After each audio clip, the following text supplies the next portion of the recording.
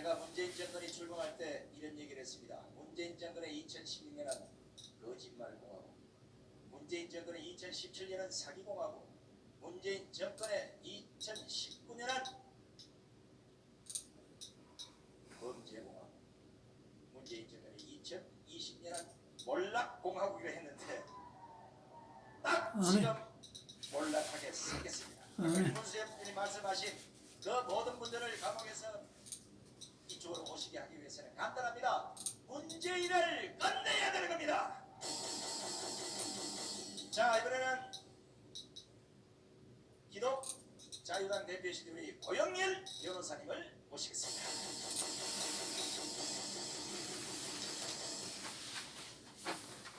자, 할렐루야! 기독자유당 대표 고영일 변호사입니다. 대한민국에서 지금 일어나고 있는 일들을 바라보면 법치주의가 완전히 무너졌음을 알 수가 있는 것입니다. 여러분들도 그렇게 생각하십니까? 영장 청구 단계에서 변호인으로 제가 참여를 했습니다. 공동변호인 간에 많은 변호인들이 참여를 하면서 영장 청구 사실 6가지의 사전선거운동죄, 그런데 이 선거운동의 개념에 대해서 2016년 대법원 판결과 2004년 헌법재판소에서 노무현 탄핵 사건으로 선거운동의 요건을 명확하게 규정을 해놨습니다. 첫 번째, 선거가 특정되어야 한다. 두 번째, 후보자가 특정되어야 한다. 세 번째, 특정된 후보자를 당선시키거나 낙선시키기 위한 목적이 있어야 된다. 마지막으로 계획적이고 적극적이고 능동적인 행위가 있어야 한다. 이게 갖춰지면 선거운동에 해당된다는 겁니다. 그런데 그 6가지, 정광훈 목사님이 사전 선거운동을 했다는 6가지 범죄 사실, 그것은 다른 게 아니에요. 대구 지역에 가서 기도회를 하면서 우파는 자한당을 중심으로 통합해야 한다, 뭉쳐야 한다, 황교안 대표를 중심으로 똘똘 뭉쳐야 한다, 우파는 200석을 내야 한다, 기독자유당 전당대회에서 축사를 하면서 질문을 하니까 질문에 답하면서 기독자유당 찍어야 되죠. 이 한마디 한 걸 가지고 선거운동이라고 하니까 사회로 선거만 특정이 됐을 뿐 후보자가 특정된 정당이 현재까지도 단 한 군데도 없습니다. 그러면 대법원 판례와 헌법재판소가 그렇게 4가지 명확한 요건을 규정하고 있는데 거기에 해당되지 않는다고 한다면 나머지 세 번째 요건, 목적, 능동적이고 계획적인 적극적인 행위 살펴볼 필요도 없이 선거운동에 해당되지 않는다는 겁니다. 당연히 법조인의 입장에서는 이건 무조건 기각이다. 그런데 영장 담당 판사 김동현 판사라는 사람은 이렇게 얘기했습니다.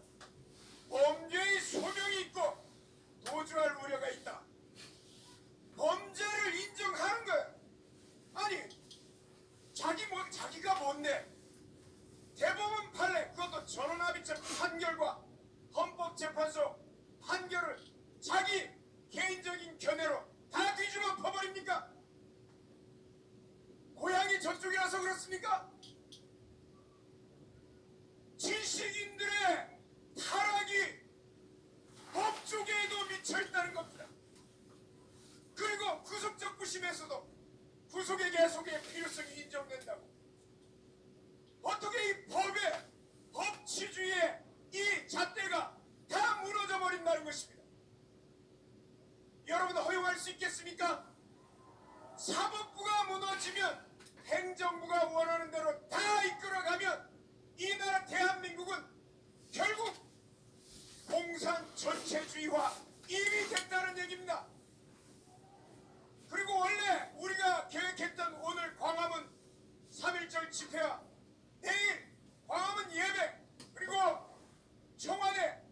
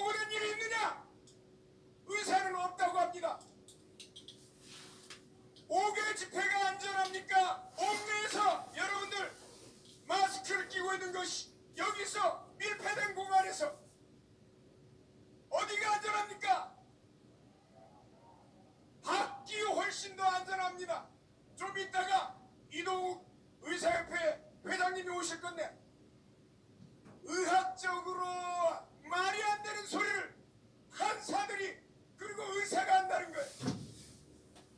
저희들이 어떤 근거 자료를 제시했느냐?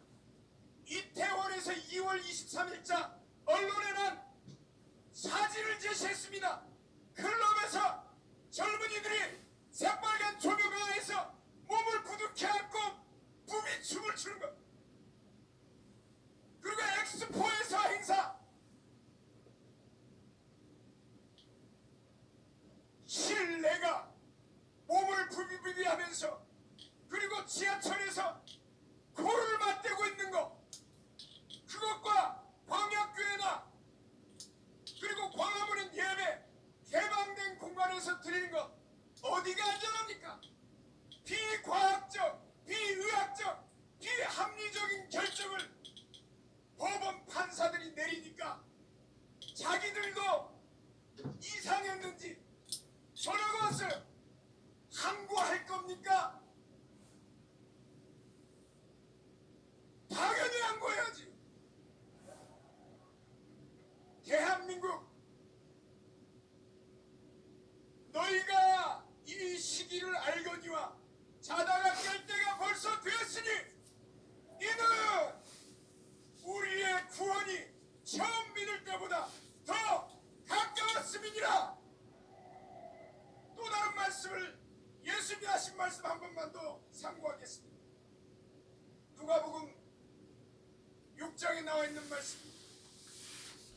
주의 성령이 내게 임하셨으니 이는 가난한 자에게 복음을 전하게 하시려고 내게 기름을 부으시고 나를 보내사 포로된 자에게 자유를, 눈먼 자에게 다시 보게 함을 전파하며 눌린 자에게 자유를 주며 주의 은혜의 해를 전파하게 하려 함이니라.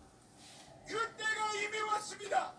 성령이 광야교회를 통해서 광화문 집회를 통해서 운행하고 계시며 그 성령께서 대한민국을 저 주사파의 포로에서, 주사파의 눌린 데서, 주사파가 대개분들을 통해서 눈이 멀게 하는 데서 대한민국을 자유케 할 것입니다.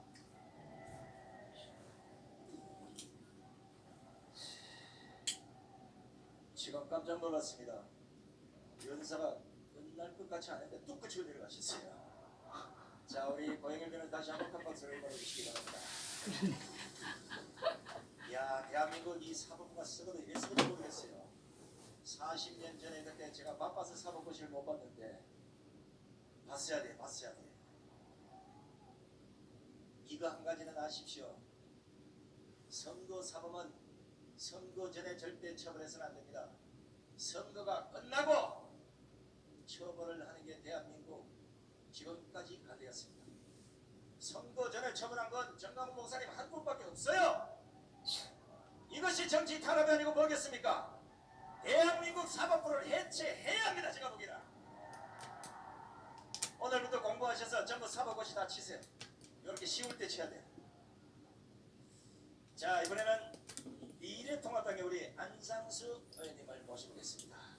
아까 김문수 대표께서 워낙 욕을 많이 해서 아마 독하시는 줄 알았더니 안 가셨네.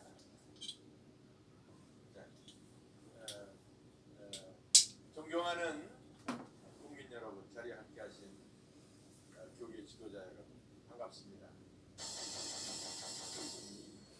저는 자유한국당의 기독인의 회장으로 우리 정강훈 목사님과 함께 많은 말씀을 듣고 또 하나님의 뜻을 실현하시는 목사님께 여러 가지 그동안의 지도에 대해서 존경과 존경을 하고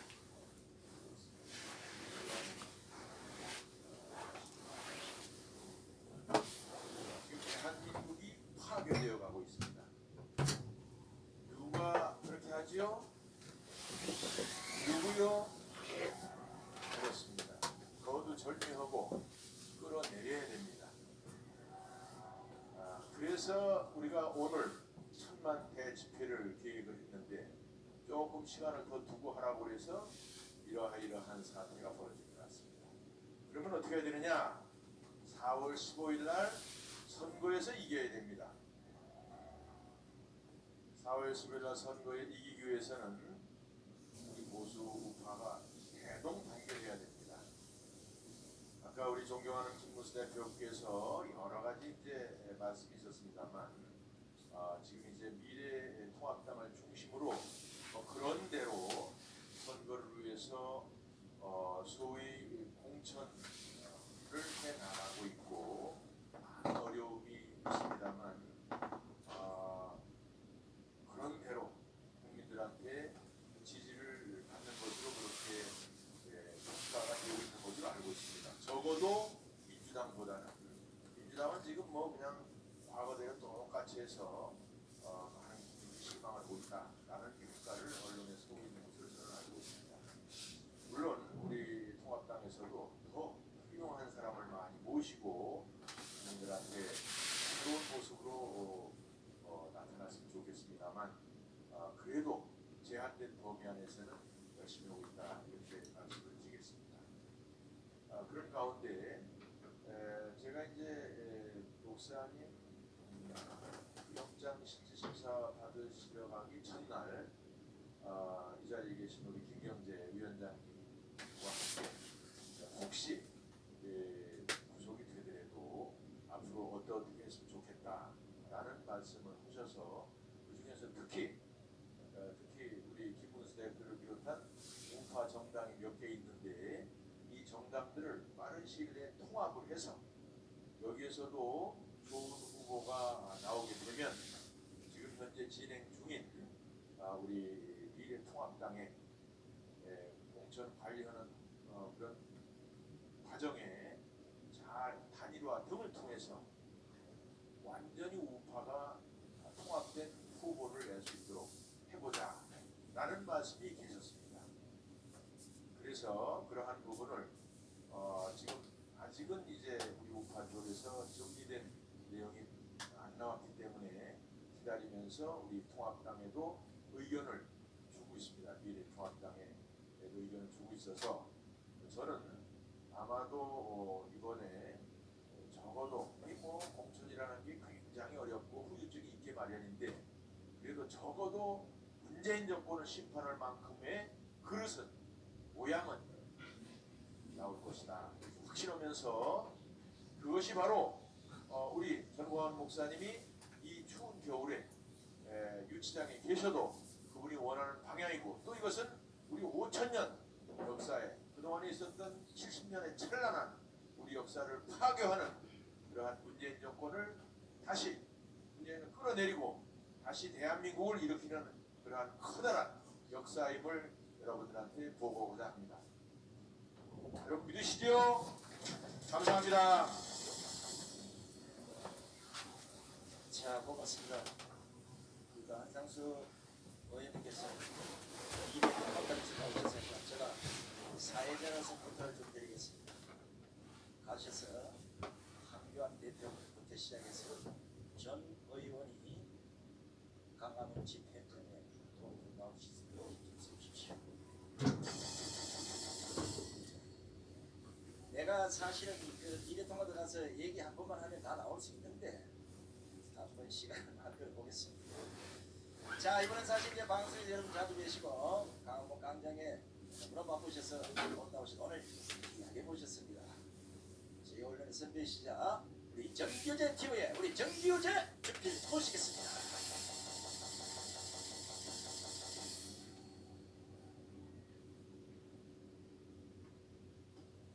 반갑습니다. 조갑재 선생님 제 앞순서에 갑자기 아마 조하고 저하고 승을 받고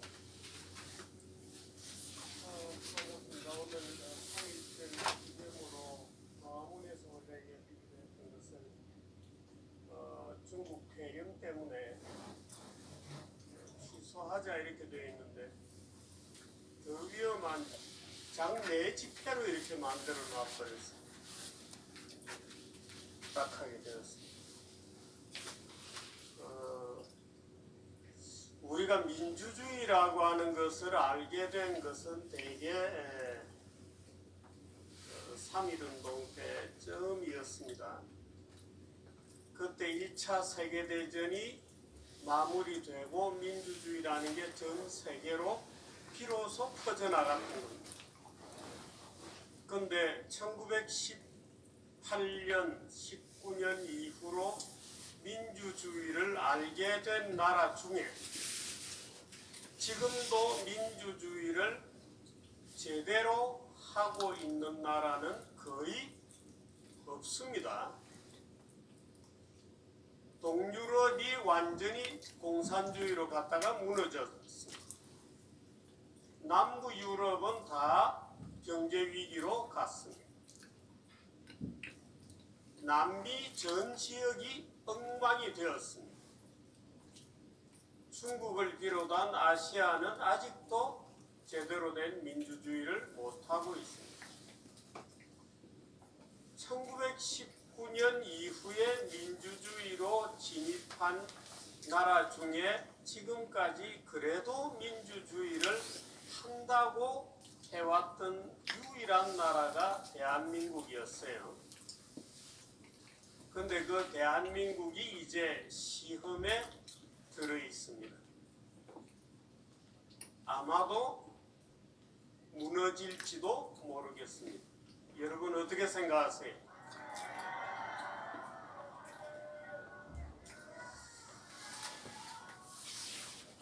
문재인이 문제인 것만은 아니에요.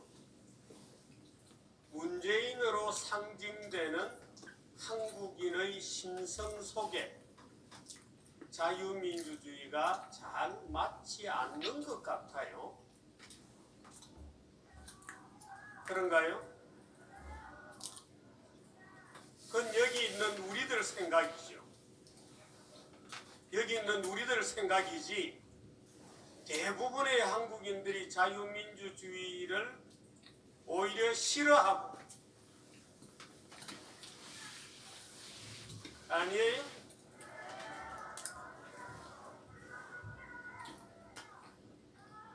예, 고맙습니다. 근데 아마도 지금 대한민국 민주주의는 시험에 들었습니다. 질지도 모릅니다. 우리는 지면 어떻게 되죠?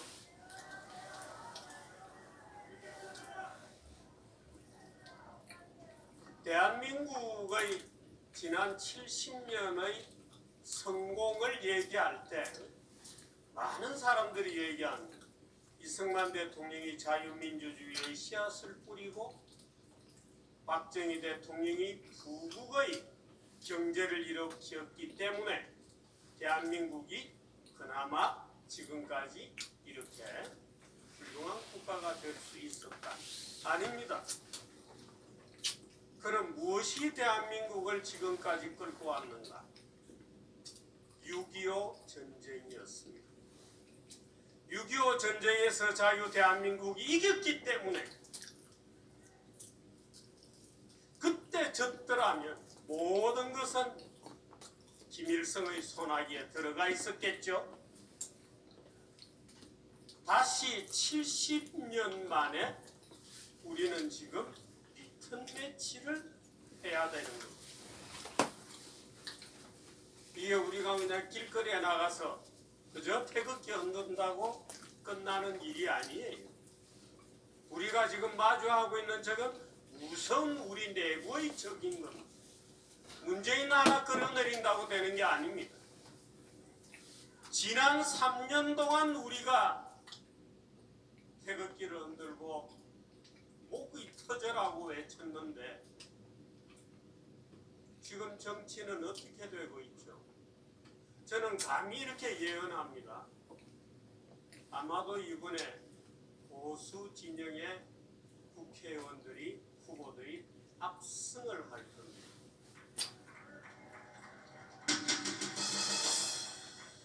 저는 축하하고 싶은 생각이 전혀 없습니다. 누구의 압승이냐? 우리의 압승입니까? 유승민이가 선대본부장을 하면 거의 승리가 되죠. 김종인이가 선대본부장을 합니까? 우리가 3년 동안 뭘 해왔죠? 보수의 본산이라고 하는 한국당은 간판 내리고 미래통합당이라고 하는 선거용 정당입니다. 선거 끝나면 저 정당은 이름 바꿀 거예요. 아마 지도자를 새로 또 바꿀 겁니다. 어떤 정당이 태어날지 우리는 몰라요. 저 정당은 보수 정당 맞아? 그 우리가 3년 동안 뭘 위해서 투쟁했어요? 그런 절체절명의 큰 위기가 또 하나 기다리고 있는 겁니다.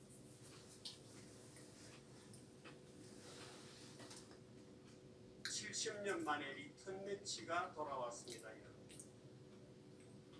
70년 만에 리턴 매치에서 누가 이기느냐? 여기 계신 우리 저는 길거리에 또는 스트리트에 이 연세가 드신 분들에게도 늘 그 얘기를 합니다. 이승만 대통령이 조국에 돌아와서 대통령이 되셨을 때 연세가 70대였습니다. 6.25 전쟁을 지휘하셨을 때는 80을 바라보는 나이이셨어요. 여러분 해낼 수 있습니까? 근데 이런 것도 필요해요. 우리가 길거리에서 싸운다고 모든 것이 해결되는 것은 아니에요. 문재인을 끌어내려야 된다는 것에 대해서는 이제 비로소 많은 국민들이 그런 것 같다고 동의를 합니다. 그것은 우리가 만들어낸 성과죠. 우리가 지난 3년 동안 싸워서 만들어낸 것은 맞아요. 문재인은 안 되겠다. 그런데 많은 국민들이 이제 동의하고 있는 것 같아요. 그렇습니다. 그런데 어떤 대한민국을 만들 거냐? 그러면 하는데 물어보면 아무도 답이 없습니다. 그럼 당신들은 어떤 대한민국을 만들 거냐? 어떤 대한민국을 만들 거냐? 예를 들어서 지금 대한민국의 전과자가 1100만 명입니다. 모르셨어요? 여기에도 전과자 굉장히 많습니다. 정광훈 목사님도 전과자예요. 도대체 어떻게 되었길래 정광훈 목사가 전과자지? 대한민국은 전과자가 1100만 명이나 되는 아주 저질의 국가입니까? 근데 그런 법과 제도로 되어 있습니다. 그렇기 때문에 대한민국에는 판검사 아니면 명함을 못 냅니다. 무슨 말인지 이제 아셨죠? 대한민국은 조선시대의 형벌국가를 식민지 시대에도 그대로 했고 지금까지 70년도 형벌국가 체제를 유지하고 있는 아주 정근대적인 국가입니다. 그럼 우리는 대한민국의 법률과 제도를 모조리 어디에서부터 뜯어고쳐야 되는지에 대해서도 공부를 해야 돼요. 우리가 태극기 흔드는 것으로 끝나지 않습니다. 어떤 대한민국을 만들 것인지에 대해서 우리가 국민들에게 답을 줘야 됩니다. 그 답을 주는 것은 정당들이 해야 되죠. 그런데 아무리 뜯어봐도 미래통합당이 그 답을 내놓을 것 같지는 않아요. 그게 우리의 고민입니다.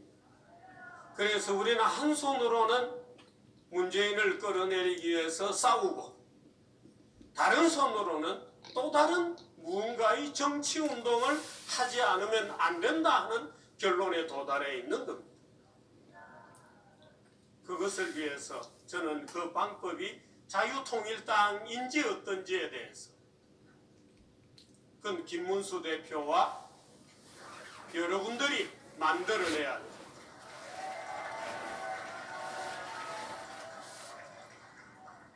여기는 교회고 또 여러분들은 대부분이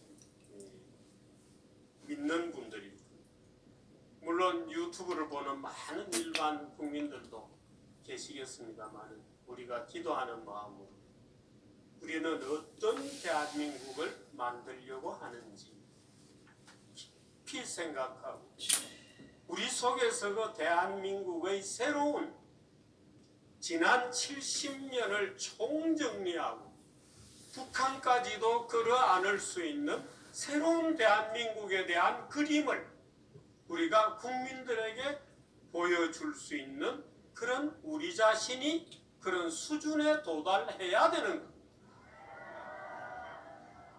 여러분들도 많은 기도를 해주시고, 또 정당은 정당대로 열심히 해주시고, 저희 같은 언론인들은 언론인으로 또 열심히 해 나가서 적어도 이번 4.15 총선 이후에 우리가 뭔가 새로운 비전을 가지고 국민들에게 또 다른 이전을 준비해야 한다는 것을 우리 마음속에 깊이 새기십시다. 예, 고맙습니다. 예.